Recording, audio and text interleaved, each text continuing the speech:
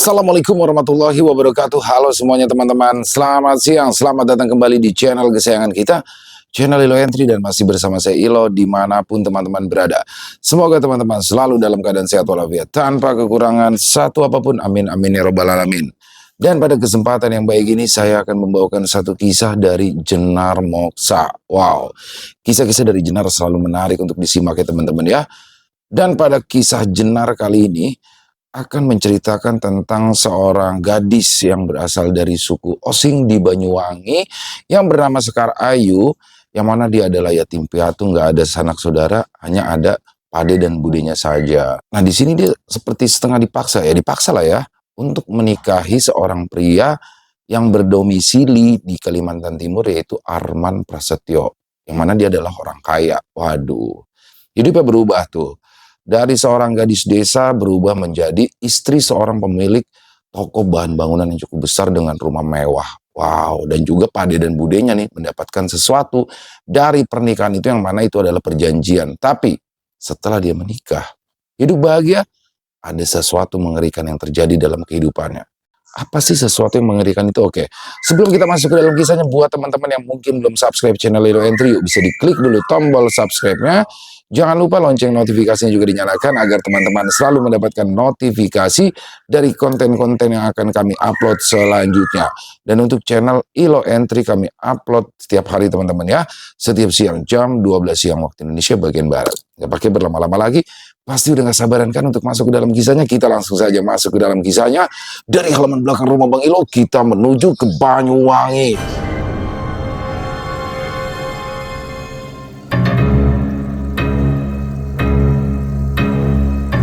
Kisah wanita suku Osing yang dinikahi pria dari Kalimantan. Sekar Ayu, gadis 22 tahun itu, duduk di beranda rumah. Tangannya cekatan mengupas kelapa di atas tampah bambu ketika suara menggema memanggil dari arah jalan di depan rumahnya. Sekar, nggih pade, jawab Sekar sambil menoleh. Suaranya lembut. Dalam kondisi dan situasi seperti apapun, khas gadis Jawa yang tumbuh dalam kesahajaan. Yang datang itu adalah Pak Des Sastrowiryo, pamannya dari pihak ibu. Usianya sekitar 55 tahunan, memakai kemeja batik, sarungnya dilipat setengah betis. Ia berjalan tergesa tanpa alas kaki, nafasnya memburu, dan dari sorot matanya jelas sedang membawa kabar tidak ringan. Begitu sampai di teras, Pak Des Sastro langsung menjatuhkan diri ke bangku kayu tepat di samping Sekar yang duduk lebih rendah di dingklik kayu. "Sekar, Pak De mau ngomong penting," katanya tanpa basa-basi. Seperti biasa, terdengar ceplas-ceplos seperti orang marah, walaupun sebenarnya tidak. "Soal apa, Pak De?" tanya Sekar langsung menghentikan pekerjaannya. Pisau kelapa diletakkannya pelan.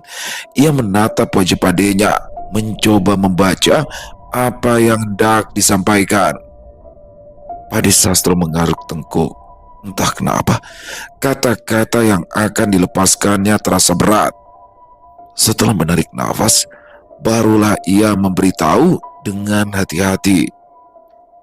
"Ini soal jodoh." "Jodoh? Maksudnya Pak De apa?" tanya Sekar. Pak De Sastro menggeser duduknya, lalu berbicara hati-hati memilih kata. "Begini Sekar, ada kawan nama Pak De, teman sejak kecil dulu. Usianya lebih muda dari Pak De, baru pulang dari Samarinda." Sekar mengangkat alis, merasa arah pembicaraan padenya masih kabur. Terus kenapa Pak De cerita soal itu ke saya?" "Dengarkan dulu," sambar padenya cepat. "Orang itu asal Kemiren juga. Sebelum orang tuanya pindah ke Rogo Jambe, dia sudah lama merantau. Dengar-dengar semenjak orang tuanya meninggal. Kerjanya dulu itu di proyek kayu. Itu yang Pak De tahu. Tapi sekarang katanya hidupnya sudah mapan. Punya rumah, mobil juga ada. Pokoknya benar-benar sudah matang. Semua itu miliknya sendiri. Dan sekarang dia pulang kampung ke Kemiren ini dengan satu niat. Pak D berhenti sejenak, mengatur nafas yang hendak putus. Setelah itu ia melanjutkan, nyari istri. Pak D, aku ini cuma perempuan desa, gak punya apa-apa. Bagaimana mungkin orang seperti dia mau sama aku? Timpal Sekar.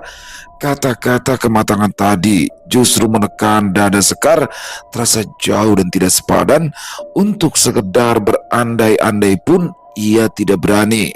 Tapi Pade Sastro justru tersenyum tipis. Senyum orang tua yang sudah banyak makan asam garam dalam hidup. Justru itu Sekar.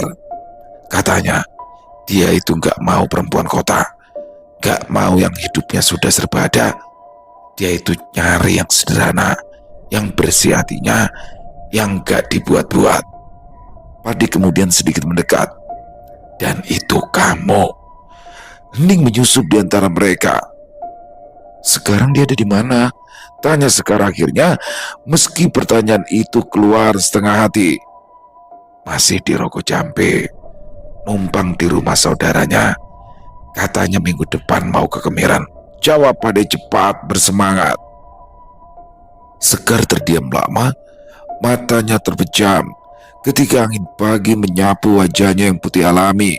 Pandangannya lalu beralih ke daun pisang di samping rumah yang bergoyang pelan. Dadanya sesak oleh perasaan yang sulit diberi nama. Menit berikutnya, air matanya jatuh satu demi satu. Ya, Sekar Ayu, yatim piatu. Ayahnya meninggal lebih dulu. 2 tahun berselang ibunya menyusul. Sejak saat itu ia hidup sendiri di desa Kemiren, kecamatan Gelagah, menjalani hari dengan diam dan pasrah di belenggu kesederhanaan. Minggu depan dia ke sini, ulang Pade Sastro memastikan. Aku takut Pade, kata Sekar jujur tanpa menoleh. Aku belum pernah kenal orang sejauh itu. Takut itu wajar. Pade cuma menyampaikan soal diterima atau ditolak itu ya hakmu sepenuhnya. Tanggap Pade lebih lunak. Sekar menarik nafas panjang, dadanya naik turun. Ia menyeka air mata dengan punggung tangan, lalu menatap Padenya. Kalau dia datang, aku boleh mikir-mikir dulu. Pade Sastro tersenyum lebar. Ya tentu, hidupmu itu bukan titipan siapa-siapa, Sekar. Sekar membalas dengan senyuman hambar. Pandangannya jatuh kembali ke kelapa ditambah bambu. Ia hendak meneruskan pekerjaan, mengira pembicaraan barusan sudah mencapai ujungnya. Namun Pade Sastro tak juga bangkit, justru menggeser duduknya lebih dekat, lututnya maju, tubuhnya condong ke depan, kedua telapak tangannya bertumpu di paha. Sekar, panggil Pade. Jantung Sekar berdegup lebih cepat. Ia menoleh, menatap pemilik wajah dengan sorot mata berubah asing. Oke Pade, ada apa lagi? Pade berubah pikiran. Jawab Pade Sastro. Dada Sekar seperti dihantam sesuatu, suaranya refleks meninggi. Berubah pikiran? Maksud Pade apa?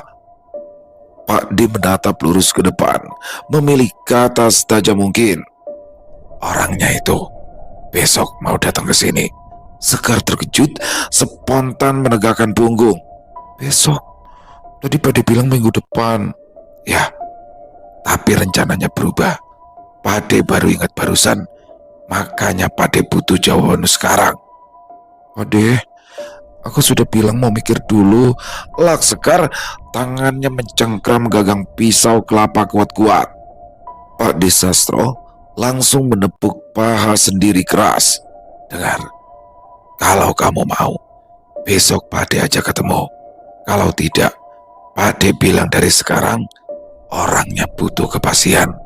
Dia gak mau dipermainkan. Sekar berdiri setengah, lalu jatuh duduk lagi. Pade, Ini terlalu cepat, aku belum siap. Cepat bagaimana? Suara Pade meninggi, watak aslinya mulai menyembur. Kamu itu sudah 22 tahun Sekar. Hidup sendiri, ngurus diri sendiri, susah sendiri. Mau nunggu sampai kapan hidupmu kayak gini? Selama ini aku gak pernah minta hidup mewah, Pade. Saud Sekar. Ia bangkit, tangannya mencengkram tiang serambi seolah itu satu-satunya penopang. Pade ikut bangkit, berdiri tepat di depan Sekar. Tanpa basa-basi ia bertanya, tapi apa hidupmu sekarang enak? Kerja serabutan, makan seadanya, tidur sendirian tiap malam. Sekar menggigit bibir, air matanya luruh kembali meski mati-matian menahannya. Sekar, banyak gadis di desa ini yang berani nikah sama orang luar demi mengubah nasib. Dapat suami orang berada, diajak tinggal di kota, orang tuanya sekarang hidupnya terangkat. Kamu kan bisa lihat sendiri juga. Lanjut Pade. Sekar menggeleng kecil membela diri. Tapi aku nggak seperti mereka, Pade. Ya justru itu, sentak Pade sambil menampar udara. Mereka itu berani ambil kesempatan. Kamu malah mundur. Apalagi yang kamu takutkan? Apalagi yang kamu pertahankan dalam hidupmu? Tidak ada, Sekar. Kamu tidak punya apa-apa. Tubuh Sekar gemetar. Ia sempat menatap Padenya, lalu menunduk. Pandangannya jatuh ke tanah. Aku cuma takut, Pade. Takut apa? Bentak Pade Sastro. Takut salah pilih. Takut hidupku malah makin hancur. Aku nggak punya siapa-siapa lagi, Pade. Takut nanti aku cuma jadi beban. Pade terdiam sejenak.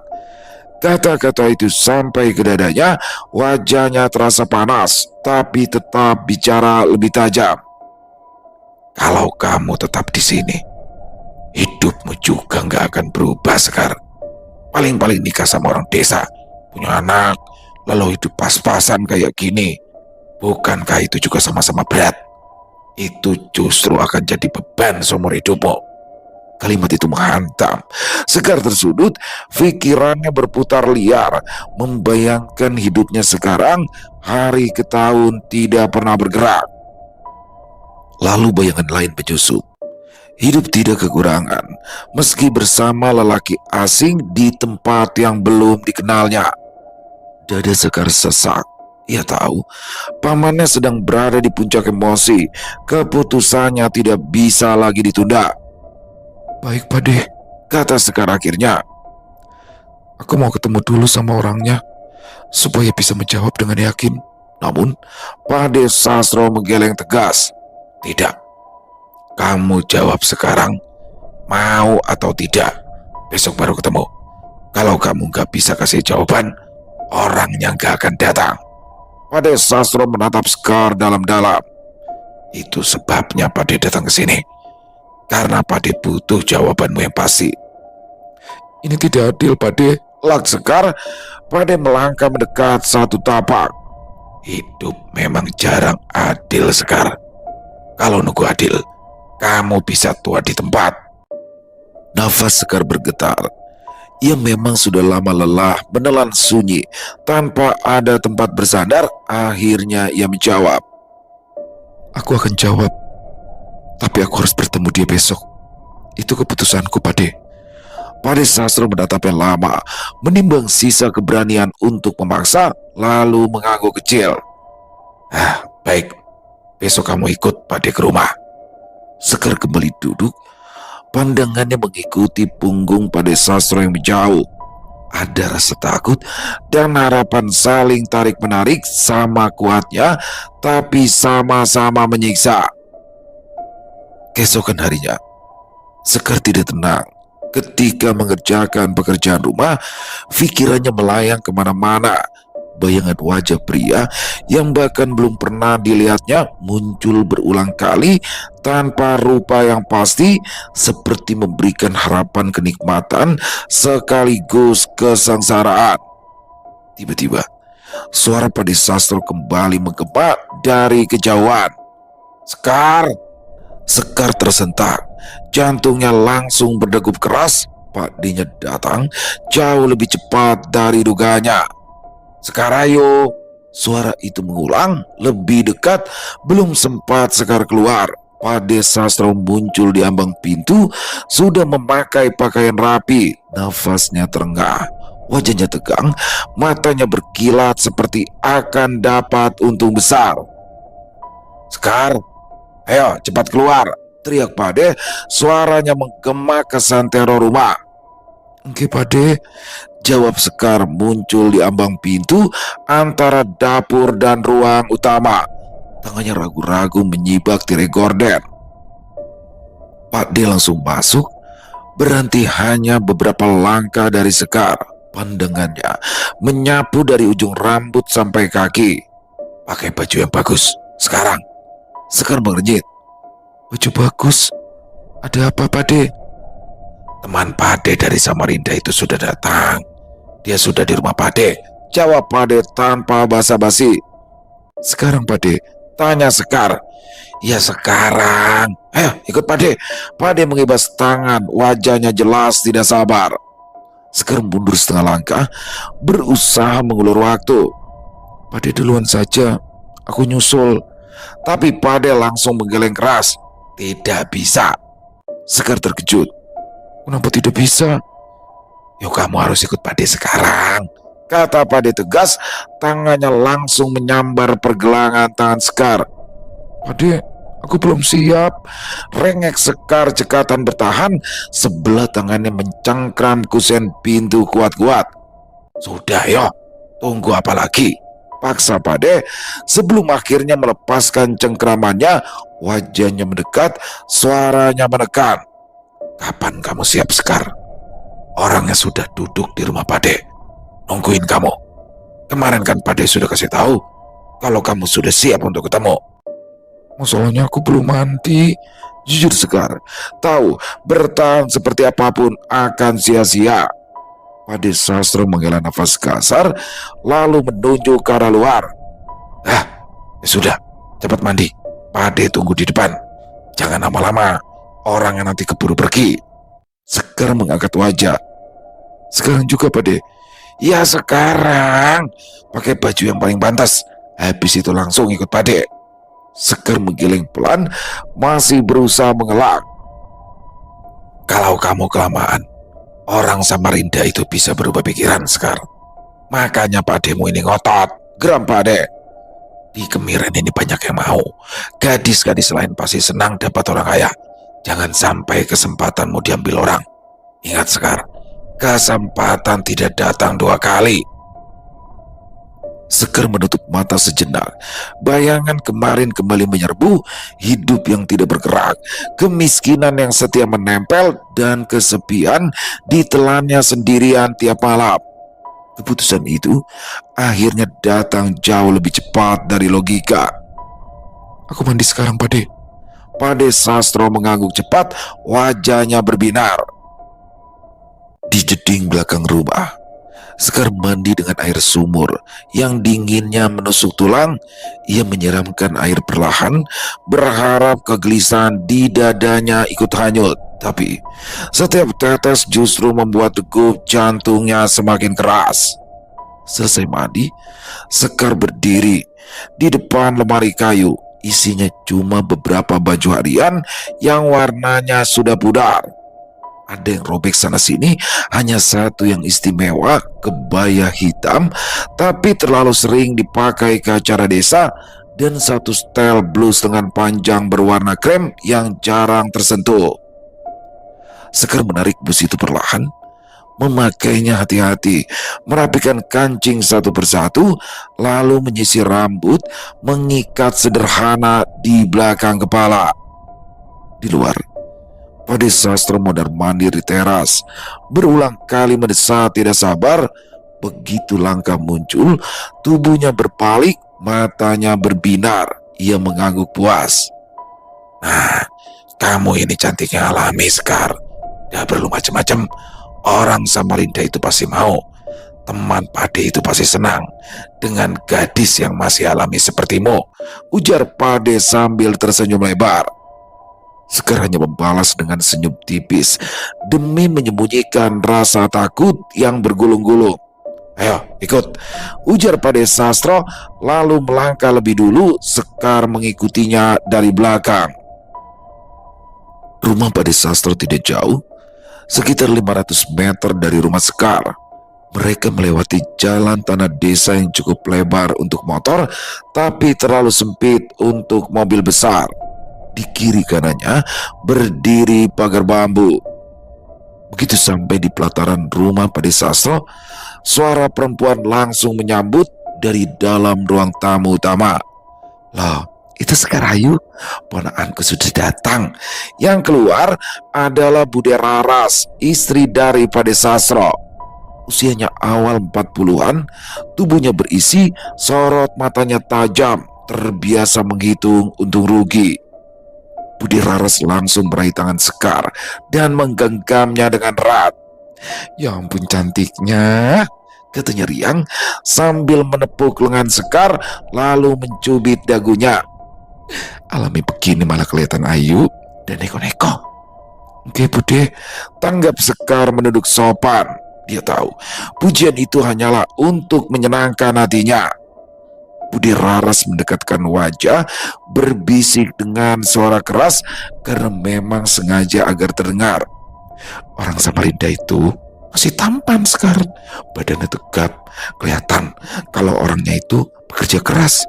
Pantas kalau katanya kaya. Duh, untung aja budemu ini wis tuwek, kalau enggak Bude juga mau." Sekar hanya mengangguk kecil. Bude Raras lanjut meyakinkan, "Dia itu butuh pendamping, bukan untuk main-main. Kamu itu jangan sampai nolak yo. Kapan lagi bisa hidup enak begini? Kesempatan itu jarang datang 2 kali loh Sekar." "Oke Bude." Sekar meremas kedua tangan sendiri. Di belakang, Pade Sastro menyela cepat. "Sudah Ras, ajak masuk saja dulu ponakanmu." Bude Raras menatap sekilas, lalu melingkarkan sebelah tangan ke lengan Sekar. "Ayo, lewat dapur aja." Sekar ditarik. Bude Raras menuju pintu dapur lewat samping rumah, tapi langkahnya berhenti mendadak. Ia mencuri pandang ke arah ruang depan. Di sana, di atas kursi kayu panjang, duduk seorang pria berpostur tubuh tegap, rambutnya yang cepak disisir rapi, memakai kemeja lengan panjang polos, pada pundaknya melingkar tas kulit. Sementara di luar, terparkir sebuah mobil SUV hitam di jalan utama. Tidak bisa masuk karena gang sempit, tapi keberadaan mobil itu cukup untuk menarik perhatian Sekar semenjak memasuki pelataran tadi. "Itu dia, masih ganteng kan?" "Ya walaupun sudah berumur sih," bisik Bude Raras dengan senyuman puas, sengaja ikut berhenti memberi kesempatan. Sekar cepat-cepat mengalihkan pandangan, lalu menarik lengan budenya pergi. Begitu masuk dapur, Bude Raras langsung bergerak cepat menarik Sekar ke arah meja.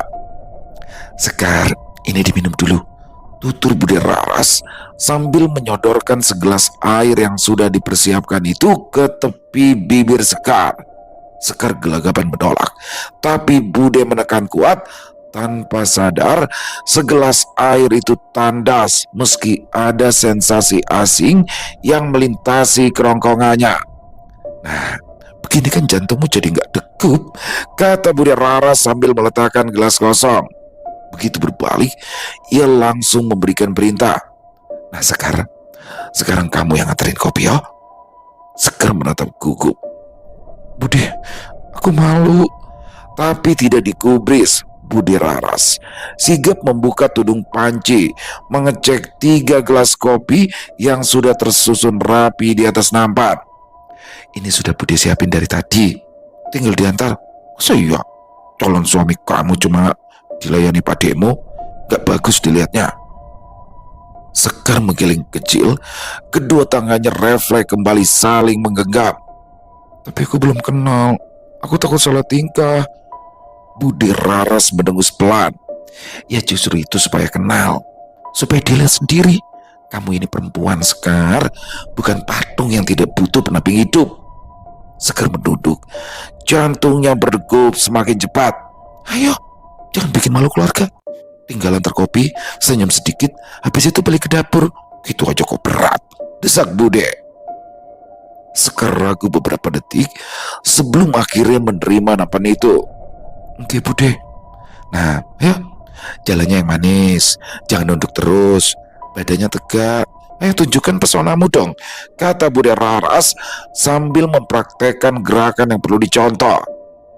Sekar menatap tanpa berkedip, lalu menarik nafas panjang. Ia akhirnya melangkah keluar dapur. Di ruang depan, suasana padat oleh suara laki-laki. Pade Sastro duduk berhadapan dengan dua pria. Yang satu, namanya Arman Prasetyo, duduk tegak di kursi kayu panjang. Wajahnya tegas, kulitnya coklat matang, membuat auranya semakin kuat. Sementara di sampingnya, seorang pria lain seusia Pade Sastro mengenakan kemeja kotak-kotak, tertawa lepas sambil menepuk-nepuk lutut. Namanya Junaidi. Wah, aku bilang juga apa? Kata Junaidi akhirnya. Sastro ini dari dulu mulutnya nggak pernah bohong. Aku ini kenal sama dia dari kecil, sampai akhirnya orang tuaku pindah ke Rogo Jambi. Pade Sastro tertawa kecil. Lah iya, wong temen lama, masa aku jual asap? Jelas tidak, Jun. Sementara itu Arman tetap tenang, sudah terbiasa menilai sebelum bicara. Matanya yang tajam bergantian menatap kedua orang itu. Saat Sekar melangkah keluar membawa nampan, percakapan itu terputus. Arman langsung menoleh, dan sejak detik itu pandangannya tidak lepas. Matanya mengikuti setiap langkah Sekar, dari cara kakinya menapak sampai jemari yang gemetar menahan beban nampan tidak seberapa. Pandangan Arman terang-terangan sedang menimbang, mengukur dan membaca. Sementara Sekar bisa merasakan tatapan itu seperti sentuhan membuat darahnya berubah panas. Tiba-tiba Bude Raras muncul di belakang, mencubit keras pinggang Sekar sambil mendesis. Taruh, malah bengong. Ingat, kesempatan tidak datang dua kali, Sekar. Sekar tersentak antara menahan sakit dan terkejut. Ia segera menunduk, menaruh gelas satu persatu di atas meja. Ini kopinya, ucapnya lirih, hampir tidak terdengar. Terima kasih, kopinya wangi, kata Arman. Suaranya tenang tapi sanggup menggetarkan hati Sekar. Arman langsung mengambil gelas itu. Hidung yang mancung mengendus aroma kopi yang sebenarnya tidak ada, lalu mengecapnya sedikit. Rasanya pas. Sekar hanya mengangguk. Ia hendak mundur, tapi sebelum sempat berbalik, tangan Bude Raras sudah menarik pergelangan tangannya dengan kasar. Loh, ya jangan pergi dulu dong. Kenalan dulu toh, ujar Bude dengan suara yang dibuat ramah. Tubuh Sekar kaku. Ia menoleh dengan kikuk. Nah, ini Sekar Ayu, kata Bude Raras cepat sambil mendorongnya sedikit ke depan. Keponakan kami, itu loh yang kemarin suamiku ceritakan. Arman refleks berdiri, tingginya langsung mengintimidasi. Dia mengulurkan tangan dengan gerakan mantap. Saya Arman Prasetyo, senang akhirnya bisa bertemu langsung denganmu, katanya singkat. Sekar menatap tangan itu beberapa detik, lalu menyentuhnya perlahan. Oke, saya Sekar Ayu. Arman Prasetyo tersenyum, tatapannya berusaha mengunci. Begitu pula dengan tangannya menggenggam kuat-kuat. Tapi Sekar buru-buru menariknya, meremas tangan sendiri di depan dada. Begitu Arman kembali duduk, Pade Sastro langsung menyambar momen itu.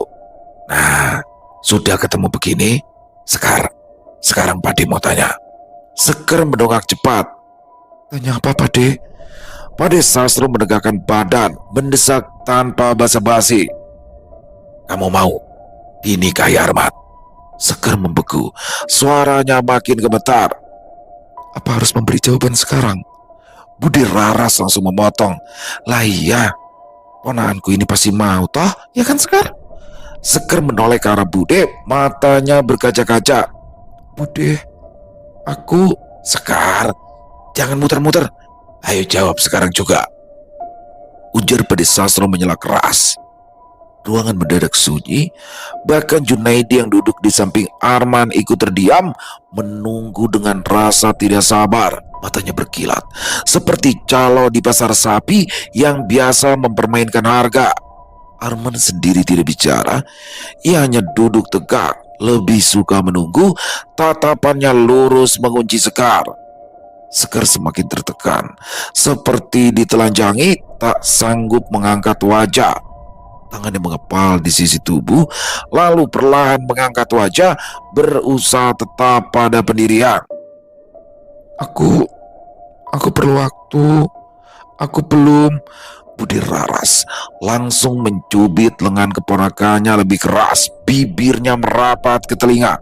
Sekar, jangan bikin malu aku sama pademu. Awas kamu. Sekar terdiam, semua mata tertuju padanya. Bude Raras berusaha tersenyum demi mencairkan situasi yang menegang. Sekar, Mas Arman ini datang dari jauh. Jangan bikin malu, jangan bikin kecewa. Sekar menarik nafas dalam-dalam, akhirnya tidak sanggup menyembunyikan sorot mata yang sudah lelah. Tanpa peduli kata hati, ia menjawab, Aku iya. Alhamdulillah, akhirnya dapat terang juga, seru Pade Sastro. Refleks menepuk kedua tangan, wajahnya berseri, tidak bisa menyembunyikan rasa lega. Nah gitu dong, pinter, bisa menempatkan diri, puji Bude Raras. Sigap mendekap, takut bila sampai berubah pikiran. Sementara Arman tidak menanggapi berlebihan, tapi ada kilat puas yang tidak luput dari mata siapapun. Terima kasih, saya tidak akan main-main, kata Arman. Pade Sastro langsung berdiri, menepuk lutut Arman, lalu kembali duduk, segera membawa percakapan menjadi urusan yang harus segera dituntaskan. Nah, kalau sudah sepakat begini, lebih baik kita bicarakan yang jelas, kata Pade dengan mantap. Sekar, masuk ke dalam dulu sama budemu. Belum sempat Sekar bereaksi, Bude Raras sudah menarik lengannya, berbisik dengan cepat. Ayo, tugasmu sudah selesai. Sekarang urusan orang tua. Sekar dibawa masuk ke kamar yang ada di ruang keluarga.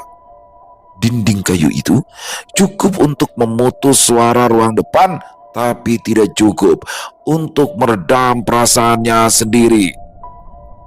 Di ruang utama, Pade Sastro duduk lebih tegak. Sikapnya bukan lagi paman, melainkan seperti maklar yang memastikan hasil sesuai harapan. Mas Junaidi, soal janji kemarin masih sama kan? Tanya Pade Sastro memastikan. Junaidi mengangguk mantap. Sama, tidak ada yang berubah. Pade Sastro menghela napas puas, mengulang apa yang sudah disepakati. Seperti yang sudah disampaikan di awal, maharnya 1 ekor sapi yang pantas untuk keperluan selamatan, lalu sawah yang bisa jadi pegangan hidup Sekar. Dengan santainya, Arman menjelangkan tangan di dada, lalu ia mengangguk. Saya setuju. Sawah akan saya belikan atas nama keluarga di sini. Sapi saya siapkan untuk pesta nanti. Segala keperluan, pokoknya semuanya saya tanggung. Pade Sastro tersenyum lebar, giginya yang kuning sampai tampak semua. Bagus, jadi memang bukan omong kosong. Junaidi merogoh map coklat dari tasnya, mengeluarkan selembar kertas. Kita buat tertulis saja, supaya jelas, supaya tidak ada yang berubah pikiran. Mereka bertiga menunduk di meja. Pena digerakkan, nama Arman Prasetyo ditandatangani dengan goresan tegas di atas materai. Junaidi membubuhkan tanda tangan sebagai saksi. Pade Sastro menorehkan namanya terakhir dengan tangan sedikit bergetar. Bukan karena ragu, melainkan karena senang. Selesai. Sudah sah, tinggal nikahannya, kata Pade sambil menepuk meja. Mereka berdiri, satu persatu saling berjabat tangan. Sebagai simbol kesepakatan itu bukan lagi ucapan, melainkan janji yang mengikat. Pestanya kita tunggu hari baik, kata Pade. Ya, saya siap kapan saja, lebih cepat lebih bagus, saut Arman. Akhirnya, Pade Sastro mengantar mereka sampai pelataran. Bertepatan itu, matahari sudah condong. Dia berdiri, menunggu sampai Arman dan Junaidi masuk ke dalam mobil dan pergi. Selesai juga akhirnya, gumam Pade Sastro puas. Ia berbalik, melangkah cepat masuk rumah, tapi baru beberapa langkah, suara tangisan menghantam telinganya. Pade berhenti, lalu tergopoh-gopoh masuk ke kamar. Begitu menyibak gorden pintu, ia mendapati Sekar duduk di tepi ranjang, menutup wajah dengan kedua belah tangan. Sementara Bude Raras berdiri di samping. Pade mendekat, ia membujuk. Sekar, jangan nangis. Ini yang terbaik untuk kamu. Tapi Sekar tidak mengangkat wajah. Sebentar lagi, kamu akan hidup di rumah yang bagus. Gak kayak sekarang. Kamu akan tahu seperti apa dunia luar. Bukan cuma kemiren. Jadi tidak perlu kamu tangisi sampai kayak gini, Sekar. Dengan suara ketus, Bude Raras ikut menimpali. Kamu itu langsung diajak ke Samarinda. Itu kota besar loh. Pasti nanti di sana banyak bangunan besar. Tidak semua orang bisa tinggal di sana, Sekar.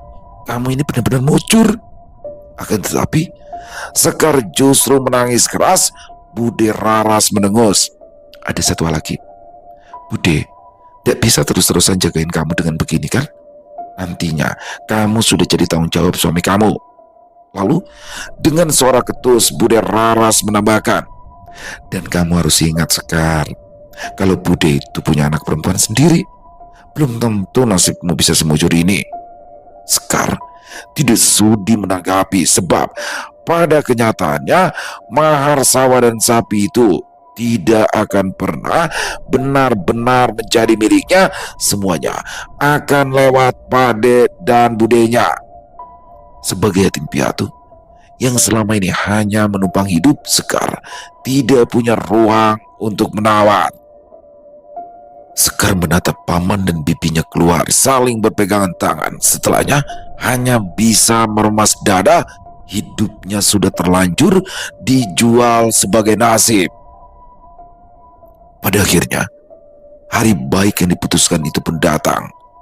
Setelah mempersiapkan semuanya, rumah Pade Sastro berubah menjadi ramai oleh warga yang mengatur kursi plastik di bawah tenda terpal. Dari arah belakang, bau masakan pesta menyebar. Suara para perempuan yang sedang membantu riuh di dapur. Percakapannya seputaran tidak sabar melihat Sekar nanti didandani. Hampir semua tidak menyangka kalau pada akhirnya gadis yatim piatu itu mendapatkan jodoh orang berada. Mereka berkata, Sekar adalah gadis yang beruntung dibawa keluar dari desa. Tapi kata beruntung itu seperti duri yang berulang kali menusuk telinga Sekar. Ia duduk di dalam kamar. Rambutnya sudah disanggul tinggi, dihias bunga melati, wajahnya dipoles riasan yang belum pernah ia kenali. Alisnya dibuat tegas, membuat matanya yang sipit jadi jauh lebih besar, bibirnya merah menyala. Di depan cermin, Sekar hampir tidak mengenali dirinya sendiri. Bude Raras sudah memakai kebaya barunya, berdiri di belakangnya. Lihat itu. Sekarang kamu itu bukan Sekar yang dulu. Kamu sudah jadi istri orang kaya. Sekar hanya menatap tangan di pangkuan. Pade Sastro mengintip dari balik pintu. Wajahnya berseri-seri. Ia memakai baju batik baru dipadukan celana hitam. Sudah siap? Bude Raras menoleh cepat. Sudah, ayo kita antarkan sekarang. Sekar akhirnya dituntun dua orang itu keluar. Begitu sampai di depan pintu, tepuk tangan riuh langsung menyambut. Semua terkagum-kagum dengan kecantikannya. Langkah Budi Raras mantap bersama Pade Sastro. Dengan bahagia, mereka mendampingi Sekar duduk di pelaminan sederhana. Di sana, Arman Prasetyo berdiri gagah menanti. Matanya tidak lepas meneliti setiap inci perempuan yang baru sah menjadi istrinya beberapa jam. Sekar mencuri pandang begitu duduk bersanding. Arman menoleh, menangkap tatapan itu, lalu tersenyum kecil. Ia meraih jemari istrinya, menggenggamnya lembut, dan itu membuat pertahanan Sekar mengendur sedikit demi sedikit, tak lagi sepenuhnya takut. Tidak menunggu 8 hari setelah pernikahan berlangsung, Arman sudah mengambil keputusan akan kembali ke Samarinda. Pagi itu, di depan pelataran rumah Sekar, semenjak subuh, Budi Raras sudah datang. Ia melepaskan dengan mata berkaca-kaca, menggenggam tangan Sekar erat-erat. Ia berpesan, "Kamu tidak usah mikir rumah ini, biar Budi yang urus. Kamu fokus saja ya, jadi istrinya Arman." Sekar mengangguk patuh. Budi Raras mendekatkan wajahnya. Ia berbisik, "Dan satu lagi, Mas Arman itu kepingin cepat punya anak. Kalau kamu mau jadi kesayangannya, cepet-cepet hamil ya." Sekar tersentak kecil, darahnya terasa panas. "Oke Budi, aku akan melakukannya nanti." Pikiran Sekar langsung melayang ke malam pertama. Tubuh Arman yang besar, nafasnya yang berat, sentuhannya yang tegas dan terlalu sempurna untuk ditakuti, membuatnya tersenyum tipis. Berjanji pada diri sendiri akan melakukan apapun yang bisa membuat rahimnya subur, karena ia percaya di dunia barunya nanti anak adalah satu-satunya pegangan. Budi Raras tersenyum puas. "Nanti kalau sudah ada waktu, sambang ke Kemiren ya. Budi pasti kangen." Arman yang mendengar itu ikut tersenyum. "Nanti saya ajak pulang. 1, 2, 3 tahun lah." Sekar tersentak menatap wajah suaminya. 3 tahun? Pade Sastro langsung tertawa, menyambar percakapan. 3 tahun itu sebentar. Sekarang waktu itu cepat sekali jalannya. Cuma kita ini sering merasa lama karena hidup kita berat." Arman terpingkal. "Betul Pade." Lalu Arman meraih tangan Sekar. Dikecupnya punggung tangan itu perlahan, sengaja di depan semua orang, sebelum akhirnya berjalan ke ujung jalan, tempat di mana mobil SUV milik Junaidi menunggu. Di belakang, Pade membawa tas milik Arman, sementara Bude menenteng pakaian milik Sekar dalam tas kecil. Begitu sudah masuk mobil, Pade dan Bude melambaikan tangan. Wajah mereka begitu lega. Sekar menatapnya dalam-dalam, membingkai senyum, hingga akhirnya laju mobil membawanya pergi. Dan parahnya, perlahan berubah menjadi harapan ketika akhirnya sampai juga di Samarinda. Rumah Arman berdiri di pinggir jalan besar. Bukan rumah mewah, tapi jelas milik orang mapan. Pada bagian depannya ada pagar besi hitam. Halamannya cukup luas. Di garasi ada 2 mobil pribadi dan 2 pick up. Semua itu jelas milik sendiri. "Nah, ini rumah kita," kata Arman saat membuka pintu utama. Sekar berdiri sejenak di ambang. "Rumah kita." Kata itu membuat dadanya bergetar, terharu sekaligus tersanjung. Hari-hari berikutnya membuka satu kenyataan yang tidak pernah diceritakan pada Sastro. Rupanya Arman bukan hanya orang berada, dia pemilik toko bangunan yang letaknya bersanding dengan rumah utama. Setiap pagi, Arman duduk di balik meja kasir, menghitung nota, menerima uang. Pembeli datang silih berganti. Karyawan keluar masuk mengantar semen, besi, keramik, dan macam-macam ke alamat pemesan. Sementara Sekar Fokusnya cuma satu, menjadi istri. Seperti pesan Bude Raras, ia bangun pagi menyiapkan sarapan, membersihkan rumah besar seorang diri, dan setiap hari minum jamu penyubur kandungan hasil racikan sendiri. Bulan terlewati, Arman memperhatikan itu. Kesungguhan Sekar membuat perhatiannya bertambah. Tidak jarang meninggalkan kasir demi untuk bersama. Hari-hari berlalu, dan 9 bulan yang dulu terdengar panjang ternyata begitu singkat. Pagi itu, Sekar muntah hebat di kamar mandi rumah utama. Suaranya tidak berhenti, keringat dingin mengalir di pelipisnya. Wajahnya pucat, tangannya sampai gemetar. Seorang karyawan dan warga setempat yang kebetulan mengambil barang yang ada di gudang samping rumah utama tanpa sengaja mendengar suara itu, lalu tergopok ke toko melaporkan apa yang didengar. Pak Arman, itu Bu Sekar muntah-muntah terus dari tadi. Ada baiknya Bapak nengok dulu, Pak. Apa? Arman langsung berdiri, wajahnya panik, tanpa pikir langsung meninggalkan kasir. Begitu sampai rumah, ia langsung menuju kamar mandi. Sekar, panggilnya berhenti di ambang. Mata Arman membulat, mendapati istrinya berlutut di depan kloset. Wajah Sekar pucat pasi, tubuhnya gemetar hebat. Arman segera memegangi bahunya, menyibak rambutnya. Tanpa banyak bicara, ia berlari keluar dan kembali dengan segelas air di tangan, membantu istrinya untuk minum.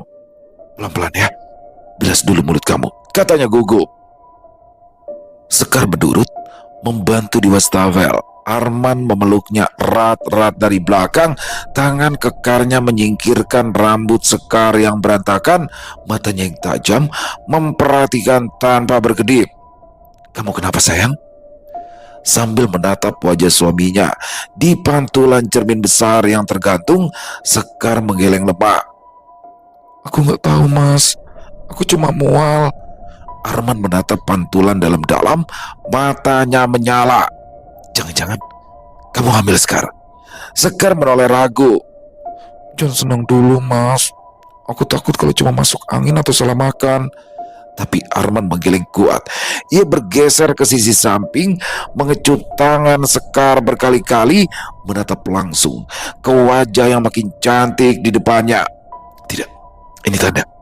Aku yakin aku akan beri tes pack. Mas, Sekar hendak menahan, tapi Arman sudah keluar berlari sambil bersiul. Tidak selang beberapa lama, suara mobil meninggalkan pelataran. Saat kembali, Arman yang sudah tak sabar segera mencari keberadaan Sekar yang ada di ruang depan televisi. Sekar, ayo kita cek, ajak Arman sambil menarik tangan istrinya mengulurkan 2 pak tes pack. Sekar menatap benda itu bingung, tidak paham, tapi menurut, mengikuti instruksi Arman, lalu mencelupkan tes itu ke urinnya. Detik terasa panjang. Di luar kamar mandi, Arman mondar-mandir. Begitu Sekar muncul dengan tes pack di tangan bergaris 2 merah mencolok, ia terdiam sepersekian detik, lalu tertawa campuran lega, haru, dan kemenangan. Arman langsung memeluk Sekar erat-erat. Terima kasih sayang, terima kasih, kamu sudah berikan apa yang aku inginkan, katanya berulang.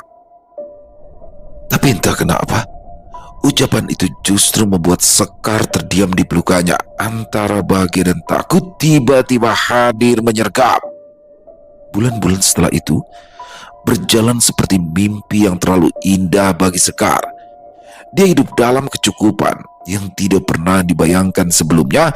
Setiap keinginan nyaris tak perlu diucapkan. Arman sudah lebih dulu memenuhinya. Dari buah-buahan segar, susu mahal, hingga dokter kandungan terbaik di Samarinda didatangkan. Sungguh hal yang tidak pernah Sekar bayangkan. Yang penting kamu tenang ya, kata Arman setiap kali Sekar merasa berlebihan. Kandunganmu itu adalah titipan paling berharga. Sekar tersanjung.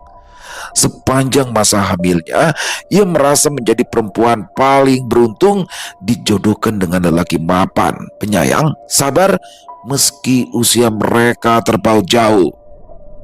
Seiring waktu, Sekar justru merasa usia tidak lagi berarti apa-apa. Arman dewasa dalam segala hal, terlalu dewasa, dan diam-diam membuatnya jatuh cinta. Saat hari melahirkan tiba, Arman sendiri yang memilih rumah sakit terbaik di Samarinda. Demi keselamatan bayinya, ia tidak peduli biaya. Di depan ruang bersalin, Arman mondar-mandir, wajahnya tegang, campuran antara harap dan cemas. Namun ada sesuatu yang lain di matanya, ketakutan yang tidak pernah diceritakan pada siapapun. "Tenang ya Pak, nanti kalau bulannya sudah pas pasti akan lahir kok," ujar salah satu perawat mencoba menenangkan. Arman hanya mengangguk, rahangnya mengeras. Menunggu detik-detik seperti itu sungguh sangat menyiksa. Hingga akhirnya tangisan bayi akhirnya memecah ruang persalinan. Tidak lama kemudian seorang perawat keluar dengan senyuman lebar. Arman segera menyambutnya. "Selamat ya Pak, bayinya lahir selamat, jenis kelaminnya laki-laki," ungkap perawat itu. Mata Arman berkaca-kaca saat melihat bayinya itu. Wajah kecil yang nyaris menyalin wajahnya sendiri, hidung, dahi, bahkan lipatan bibirnya. Arman menggendong bayi itu, lalu mengazani dengan suara bergetar terdengar tulus dan penuh cinta. Sepanjang di rumah sakit, Arman tidak pernah jauh dari Sekar, memberikan peran sebagai suami siaga, menenangkan ketika pertama kalinya Sekar harus menyusui sambil menangis. Sekar benar-benar diperlakukan bagaikan ratu. Saat pulang ke rumah pun tidak berubah. Arman menjadi suami sekaligus bapak siaga 24 jam. "Kamu tidur aja ya, biar aku yang urus bayi kita, supaya kamu lekas pulih." 40 hari berlalu. Malam itu, Sekar terbangun oleh perasaan aneh, seperti ada sesuatu yang hilang dari hatinya. Sebagai seorang ibu, tangannya refleks meraba sisi ranjang, tapi kosong. "Mas," panggil Sekar lirih, tapi tidak ada jawaban.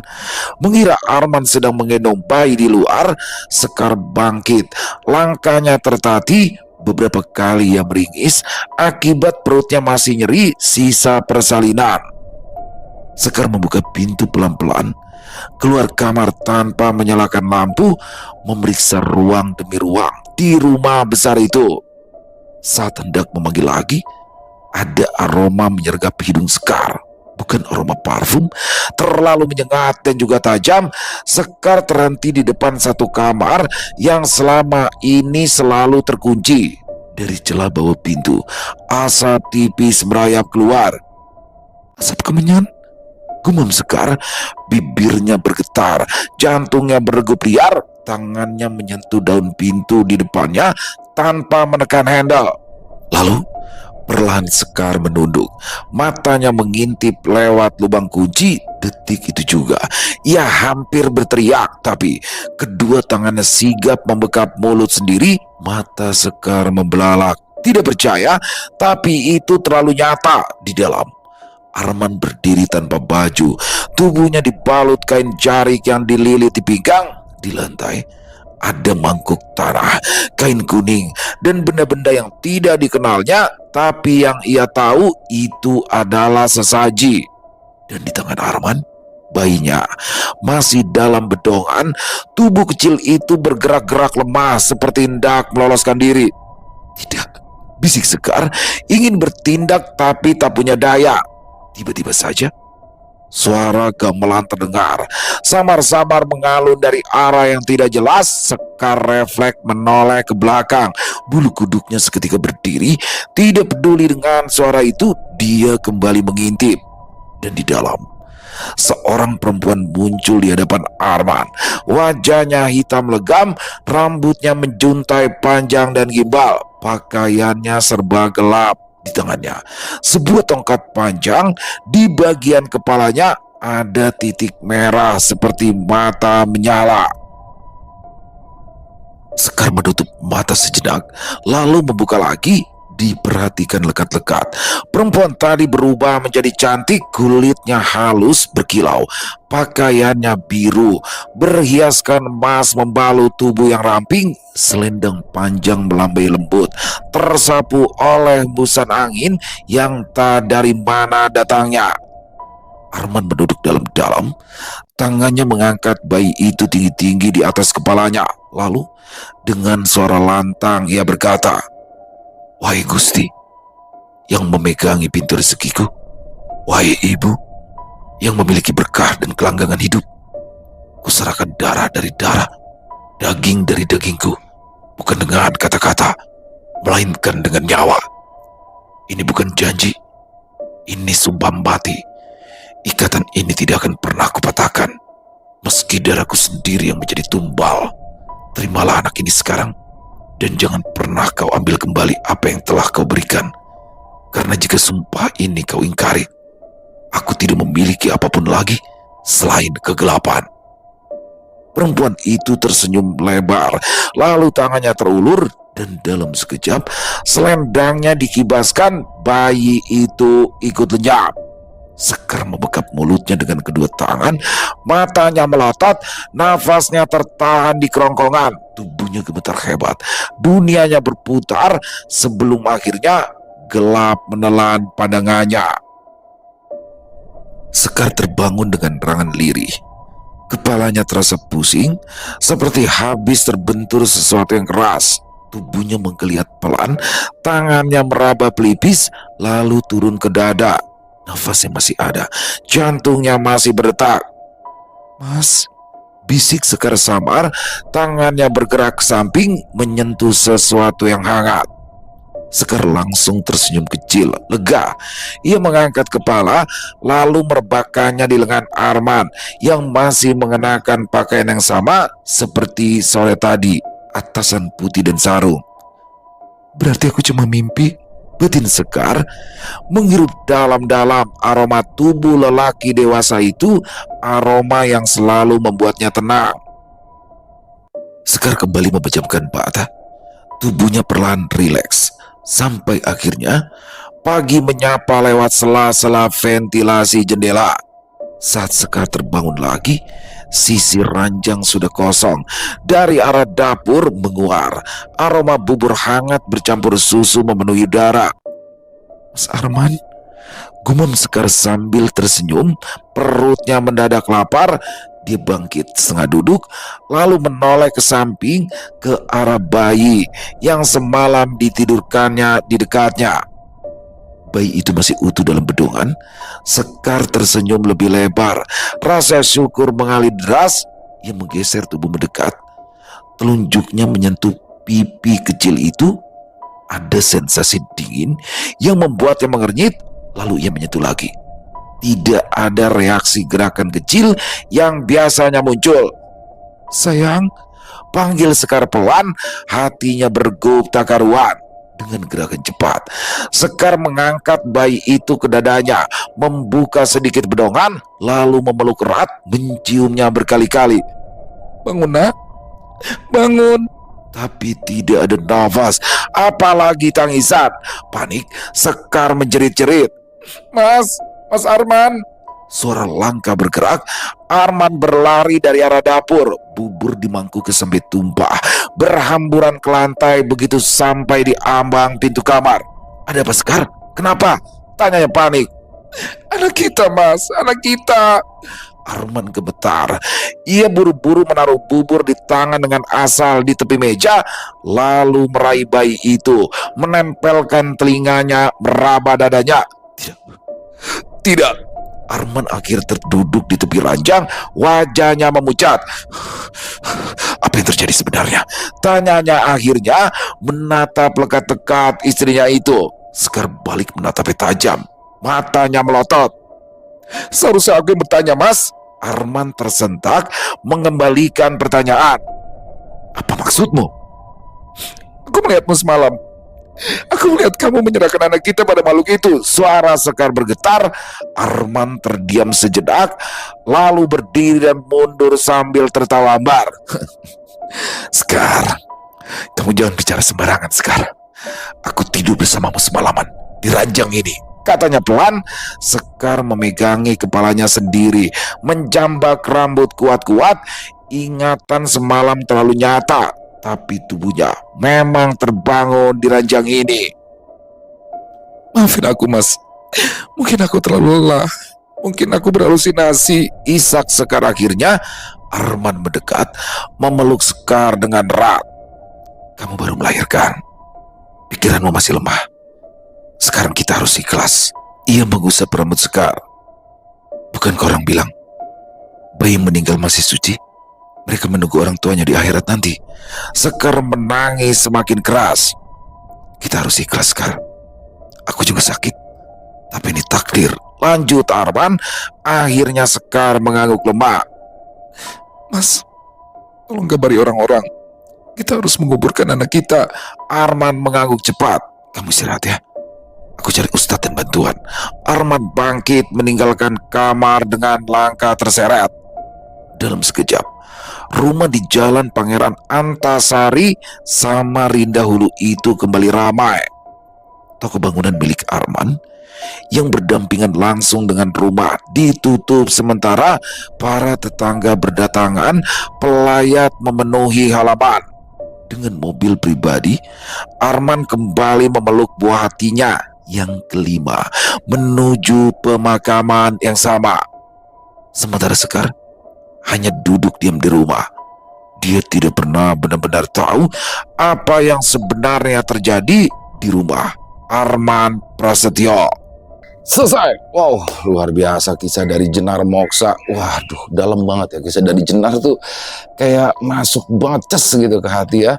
Bagaimana seorang Sekar Ayu dipaksa menikah, akhirnya mau, ya kan. Padenya dapet sapi sama sawah tuh, Pade dan budenya ya.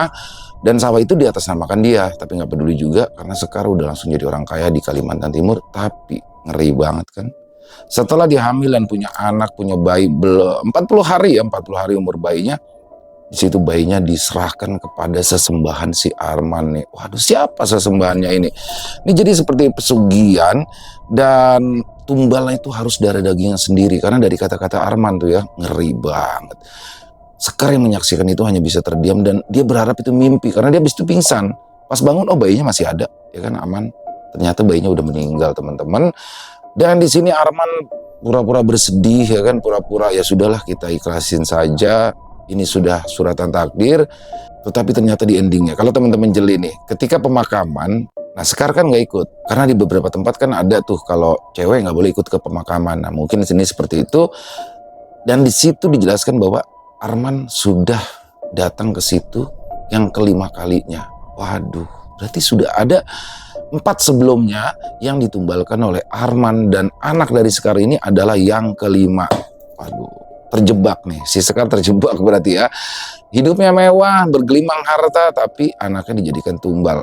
Waduh, tragis sekali, luar biasa kisahnya dari Jenar Moksa. Dan saya berharap akan ada lanjutannya nih ya, karena biar jelas juga dong sebenarnya pesugihan apa sih yang Arman lakukan, dan bagaimanakah endingnya nih antara Sekar dan juga Arman. Jadi semoga ada lanjutannya, dan mudah-mudahan minggu depan udah bisa tayang nih ya. Jenar Moksa, terima kasih, kisahnya keren, pakai banget, sangat menyayat hati ya untuk kisahnya kali ini. Dan mari kita ambil hikmah yang baiknya saja dan dibuang yang buruk-buruknya. Buat teman-teman yang mungkin punya komentar lain, bisa menuliskannya di dalam kolom komentar ataupun hanya sekedar saling menyapa. Insya Allah kami akan membalasnya satu persatu. Buat yang suka dengan videonya, bisa diklik tombol like-nya, tombol hype-nya juga jangan lupa, dan boleh dong dibantu di-share ya link videonya ini ke teman-teman yang lain agar juga ikut merasa terhibur.